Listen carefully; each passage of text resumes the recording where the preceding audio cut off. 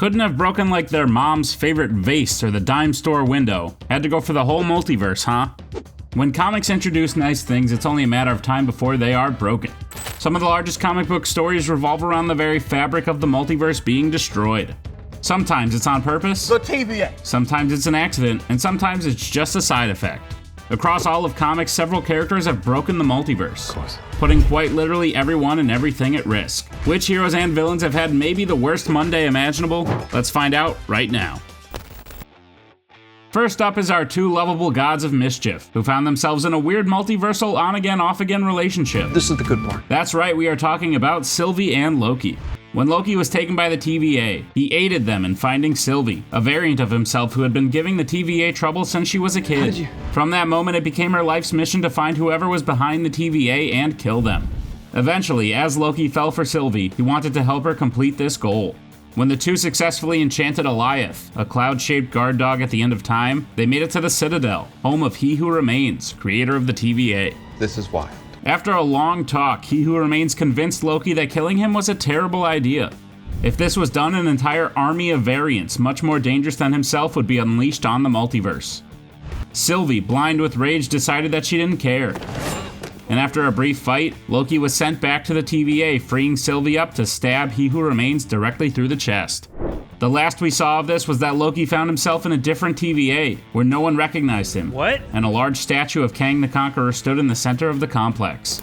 We are still waiting to see all the repercussions this had on the MCU multiverse. But that one fateful knife that Sylvie used split the sacred timeline into 1 million branches, and completely broke the multiverse, likely for years to come. What do you get when you cross a teenage hero with a middle-aged wizard and a quest to get into college? Seriously? You get one of the first instances of a broken multiverse in the MCU. When Peter Parker asked Stephen Strange to make everyone forget that he is Spider-Man, and then kind of changed his mind mid-spell, the multiverse briefly cracked wide open. Every character from multiverses known and unknown began coming to Earth 616, so long as they knew that Peter Parker was Spider-Man. Through a series of mishaps, several villains and other Spider-Men were transported to the MCU, and together with other long-running Spider-Men, Peter was able to send them home by making the entire universe forget about him. This was the first crack in the multiverse, and if it was cracked, it was definitely broken. I'm sorry, kid. Not only were characters temporarily transported there, but Peter changed their futures by curing several of the villains, meaning that their universes are changed forever now. Not to mention, for some reason, the Vulture was transported to the universe of Morbius. Walk through those doors, you forget any of this happened. Which I know makes no sense and proves only further that Peter broke the multiverse. Come on, man, please. One of the most famous DC multiverse storylines is Flashpoint. One day, Barry Allen awoke to find that his entire world was different. His mother was alive and he had no powers. Atlantis and Themyscira were separately trying to conquer the world. Thomas Wayne became Batman and Martha Wayne became the Joker, and Superman was nowhere to be found. Barry determined that Reverse Flash had used his powers to alter the timeline and make it so the Justice League never formed. However, he was incorrect, as later his memories would be restored, and he would learn that Barry himself harnessed the full power of the Speed Force and used it to travel in time to stop Reverse Flash from killing his mother. He shattered the realities of all his allies, and knew he had to reverse what he had done. By doing this, several universes merged, including the Vertigo and Wildstorm universes. 10 years of history are erased, and the multiverse is essentially broken, though Barry fixed it as much as he could. For crying out loud, Steven, in just 2 movies, Doctor Strange appears to have broken the multiverse twice. Only this time it seems like most of the blame should go to the Scarlet Witch. I need you to focus. After basically creating her own universe, Wanda began reading the Darkhold, which took her to a new level of insanity. When Doctor Strange met America Chavez, he was introduced to a much quicker way to travel the multiverse. Unfortunately, so was Wanda. In a desperate attempt to find new children to be hers, she wanted America's power. She dreamwalked to follow Stephen Strange and America Chavez through the multiverse, setting several different universes on paths to destruction. Several variants of Doctor Strange proved to be destructive to their worlds as well, causing incursions like their Skittles. At the end of the day, the Scarlet Witch was defeated and saw her own wrongdoings, but the damage to the multiverse is likely irreversible. With a new third eye, last we saw Steven, he was headed off to stop a coming incursion thanks to the events of the film. But don't worry, I'm sure everyone in the MCU has learned their lesson. In the Spider-Man Into the Spider-Verse film, 2 villains from a universe teamed up to break the multiverse. When Wilson Fisk decided he wanted his family back, he decided to search the multiverse for a replacement wife and son. Messed up? Absolutely. He enlisted the help of Dr. Olivia Octavius, the Doc Ock of the universe, in order to build a super collider capable of opening portals to different universes. When the collider malfunctioned after Peter Parker attempted to stop it, the walls between universes became transparent. Characters like Gwen Stacy, Spider-Man Noir, Peter Porker, Penny Parker, and an older Peter Parker found their way to the universe of Miles Morales. No other reason? Their presence in the universe put them in danger, however, as their molecules destined to return home. In a final fight to send the Spider People home and destroy the collider, the universe began to blend together in what appeared to be the start of an incursion, before anyone even knew what an incursion was. However, Miles was successful in stopping the two crazed villains from destroying the multiverse, even though they did break it for a brief period. The Anti-Monitor is a supreme being from the antimatter DC universe. Billions of years ago, he began his ultimate path of destruction. He awoke just before the Crisis on Infinite Earths crossover, and wants to destroy the positive universe and all variations of it. This horrible villain builds up an insane amount of antimatter energy, and uses it to fulfill his goals. Several universes are completely erased from existence thanks to the shockwave he releases. His destruction leaves only 5 universes whose heroes band together to stop him. These 5 universes then band together to form one singular remaining universe. It's hard to think of a more destructive villain when it comes to breaking the multiverse than the Anti-Monitor. To be fair, I guess if you were around for billions of years, you'd eventually run out of things to do as well. One Marvel villain with a proclivity for destruction is of course the Mad Titan Thanos. In a Marvel story called Marvel the End, Thanos gains the power of a weapon called the Heart of the Universe. This power gives him knowledge of the universe capable of destroying all life. He becomes all-powerful, angering the cosmic beings of the Marvel Universe. Thanos goes on a killing spree and defeats every superhero across every universe. He eventually absorbs all creation, including the likes of Eternity, Infinity, and the Living Tribunal, basically becoming the only being in existence, as he absorbs the entire multiverse as well. Eventually, Thanos is visited by Adam Warlock, who convinces him to do the right thing. Thanos, with his newfound power, recreates all of the life he had destroyed, and even heroically sacrifices himself in order to do so. I'll do it myself. So at the end of the day, he's not all bad, right? Yeah, I know, he's the worst. In an Elseworlds event, a spoof on Comics World created the characters of Bat-Mite and Mr. Mxyzptlk. These two small characters of pure comedy are essentially given the power of gods. They appear to annoy Batman and Superman, but instead decided to fight each other. This fight barrels over their entire universe and destroys it. They eventually move to other multiple realities including Earth 2, 3, X, S, and C. Several other universes are destroyed as well in the midst of their intense battle. However, at the end, the two are beat and decide to laugh it off.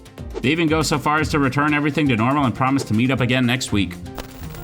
Mr. Fantastic has one big brain, and sometimes that brain puts the multiverse in terrible danger.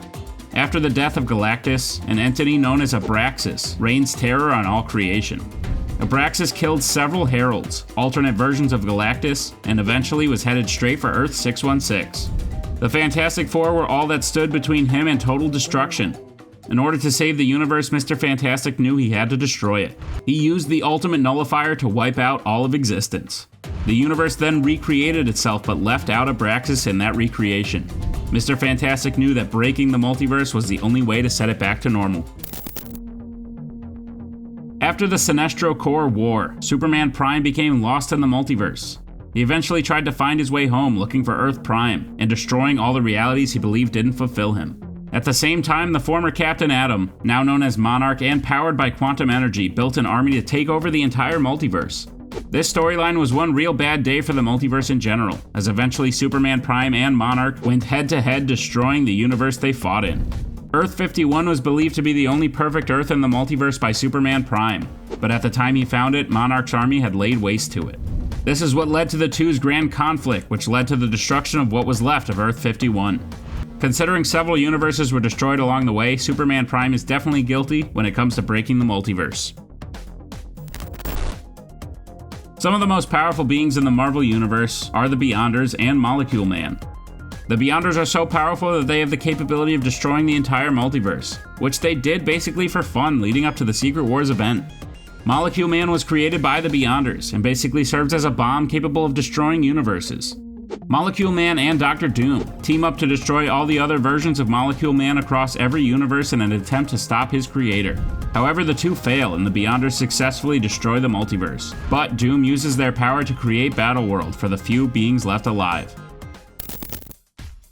In the What If animated MCU show, we saw the multiverse put in probably the greatest danger it has been in to date. This was because in a universe where Ultron won, he went on to become one of the most powerful beings in the multiverse. I will bring peace. He even became so powerful that he could sense the presence of the Watcher, allowing him to learn of the existence of multiple different realities. With the Infinity Stones, he sought to conquer these other realities.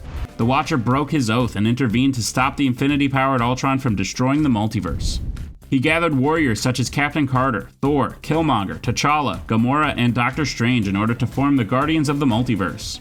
The Watcher was able to defeat Ultron and trap Arnim Zola and Killmonger in a pocket reality to be watched over by the Doctor Strange who had destroyed his own universe. Overall, the power-hungry villain broke the multiverse enough to force one of the strongest beings in it to intervene. In 2014, Grant Morrison created a DC multiverse story that essentially brought the Marvel Universe in as Earth 8 of the DC Universe. Only everything was slightly off for brand purposes and avoiding lawsuits. For example, a hero called the Thunderer, who definitely wasn't Thor, set out to stop interdimensional beings known as the Gentry. Surprised you actually knew who that was. The Gentry were a group of interdimensional beings who moved from universe to universe attempting to destroy them. The Thunderer recruits heroes across the multiverse and forms the Justice Incarnate. He returns to Earth 7, a copy and paste of the Ultimate Marvel Universe, in order to stop the Gentry. At this point, they discover that the Gentry are a group of villains who serve a being known as Empty Hand. This being turns out to be so powerful that he has already destroyed several other multiverses, and tears apart the Earth 7 reality before banishing the Justice Incarnate. In one of my favorite comic stories to exist, Deadpool literally killed the Marvel Universe. I'm sure they're all FDA approved. In fact, in this storyline, Deadpool went so far beyond what other characters have done to break the multiverse that he eventually found and likely killed the people who literally create the multiverse. After a third voice appeared in Deadpool's head, he was awoken to the truth of this reality, that he was a comic book character living in the pages of a comic book. After learning this, Deadpool went on a rampage killing literally every character in his universe. Eventually, by the end of the story, we see that Deadpool has traveled outside of the comic book to the literal room where the writers of his comic worked. We are left to assume that Deadpool then went on to kill every person writing his existence. It's possibly the greatest example of a character destroying the multiverse in the most characteristically accurate way possible. The multiverse is a fragile thing, since just about everyone and their mother seems to have broken it at one point or another. Which example of the multiverse breaking do you think is the worst? And which character who hasn't yet do you think has the potential to bring it all down?